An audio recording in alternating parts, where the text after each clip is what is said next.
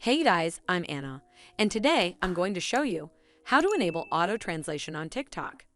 So first of all, you need to open up TikTok app on your device, and then tap on this profile icon in the bottom right corner. From here, tap on this hamburger icon in the top right corner, and then tap on Settings and Privacy from the pop-up menu.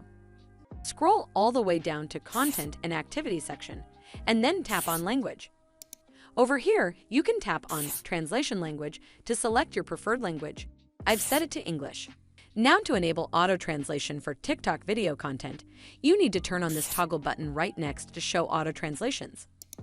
Similarly, to disable this feature, you need to simply turn off this toggle button. Well, I hope you find this video helpful.